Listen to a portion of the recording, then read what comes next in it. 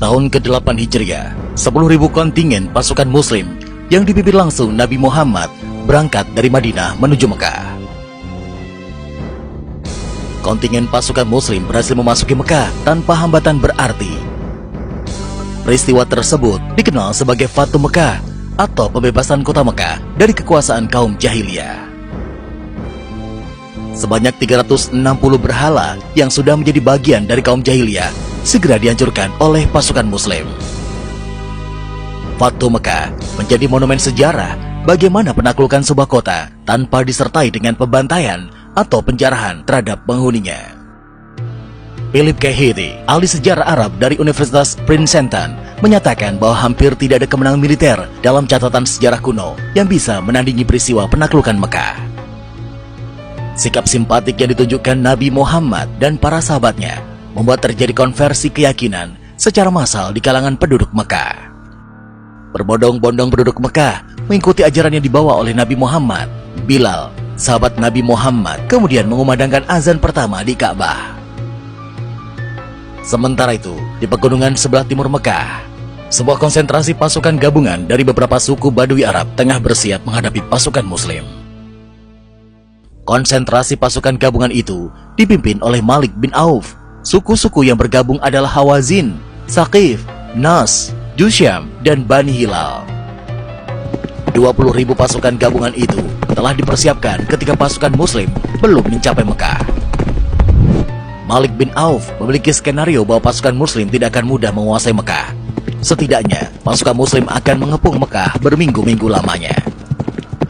Ketika garis depan pasukan Muslim sibuk dengan pertempuran melawan Quraisy Mekah, maka pasukan Malik bin Auf akan menyerang dari belakang pertahanan. Serangan mendadak di garis belakang pertahanan akan membuat posisi pasukan Muslim terjebak di tengah-tengah pertempuran. Tetapi dalam kenyataannya, pasukan Muslim melenggang dengan mudahnya ke jantung pertahanan Mekah. Skenario yang disiapkan oleh Malik bin Auf pun buyar seketika. Sedangkan Nabi Muhammad bukannya tidak mengetahui konsentrasi pasukan yang kekuatannya sangat besar di timur Mekah. Malik bin Auf yang menyadari kedatangan pasukan Muslim segera mempersiapkan pertahanan. Pasukannya menyebar di celah-celah sempit pegunungan sambil menyiapkan panah dan batu.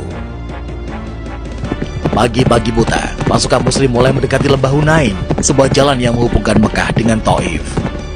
Hujan batu dan anak panah menyerang pasukan Muslim bagian depan. Dan belum reda kejutan di pagi buta tersebut, pasukan gabungan suku Badui langsung menyerang pasukan Muslim yang tidak menyadari apa yang sedang terjadi. Ujung tombak pasukan Muslim seketika kocar-kacir. Tanpa formasi tempur, lembah Hunain sepertinya akan menjadi ladang pembantaian bagi kaum Muslim. Nabi Muhammad segera mengambil tindakan. Dengan kewibawaan dan kepemimpinannya, pasukan Muslim kembali membentuk formasi tempur. Kini giliran pasukan gabungan suku Badui itu yang kocar-kacir dan lari menyelamatkan diri. Pasukan gabungan mundur terpencar ke Autas, Nakhlah, dan Taif.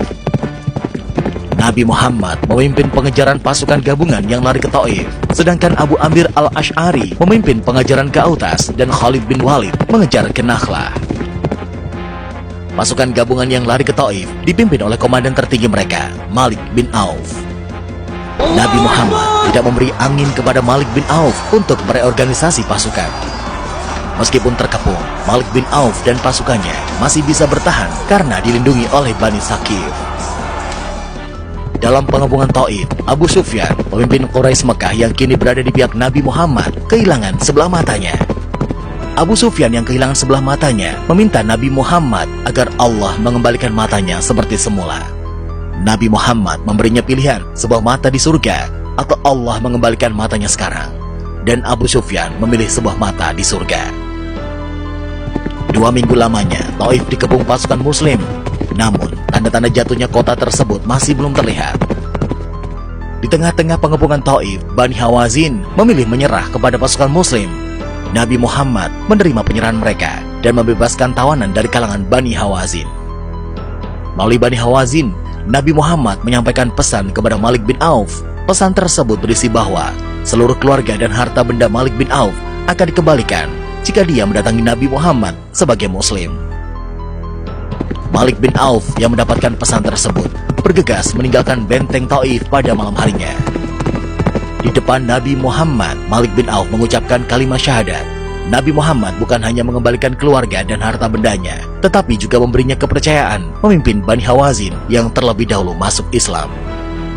Berakhirnya pengapungan Taif melengkapi keberhasilan Nabi Muhammad dan pasukan Muslim dalam ekspedisi pembebasan kota Mekah.